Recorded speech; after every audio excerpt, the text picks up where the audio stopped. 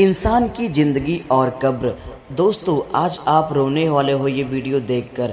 Spain से कंबल मंगवाए सोने के लिए, 10 बरस भी ना सोने पाए थे कि हमेशा के लिए मिट्टी की चादर ओढ़कर सो गए।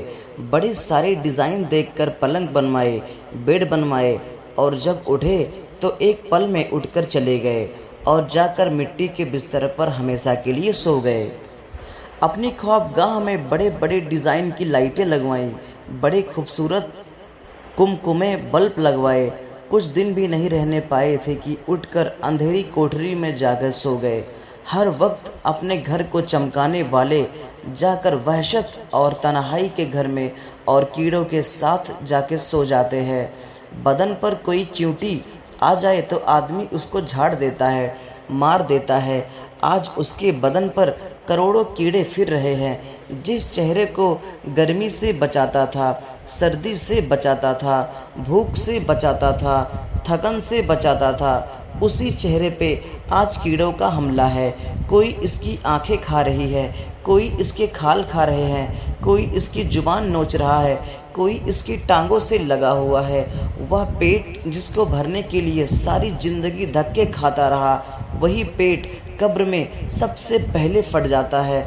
अल्लाह ताला ने फरमाया कि ऐ मेरे बंदे, दुनिया को लालच की नज़र से मत देखा कर।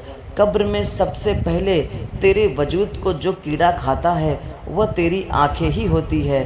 सबसे पहले यही समा बुझती है और सबसे पहले इसी को अल्लाह निकालता है और कीड़ों को खिला देता है। तो जिस इंसान का ये हैरत अंगेज अंजाम हो कि मौत उसकी शिकारी हो और आफतों के फंदे उसके चारों तरफ कायम किए जा रहे हों, मुसीबतों की खाइयाँ कदम कदम पर उसके लिए खोदी गई हों, गमों के बादल कभी उसके ऊपर से हटते ही ना हों, खुशियों की किरण बिजली की चमक की तरह आकर गुजर जाती हों, परेशानियां और फ़िक्रों से समुद्रों में डूबा हुआ हो और बीमारियां उसके साथ अपना रोल अदा कर रही हों। दोस्तों, बेवफाइयां और औलाद की नाफरमानियां उसके दिल पर नस्तर चला रही हों, कब्र उसको रोज़ाना पुकार रही हों। मैं तन्हाई का घर हूँ, मैं अंधेरे का घर हूँ, कीड़ों मकोड़ों का घर हूँ। मेरे पास आना तो कोई सामान सफ़र लेकर आना।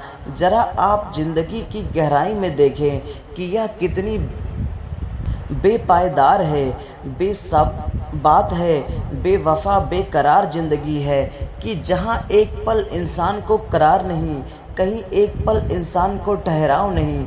थोड़ी सी खुशियाँ देखता है और फिर चारों तरफ गमों के बादल। एक खुशी को लेने के लिए लाखों पापड़ बेलने पड़ते हैं और वही खुशी आती है और चली जाती है। भला ये भी कोई ज़िंदगी है? दोस्तों, अगर आप लोगों को हमारी ये पोस्ट पसंद आई हो, अगर आपको इस पोस्ट से कुछ इल्म हासिल हुआ हो, तो सब्सक्राइब का बटन दबाकर इस्लामिक दुनिया नेटवर्क्स को सब्सक्राइब करें। आपका दोस्त साजिद हुसैन अंसारी।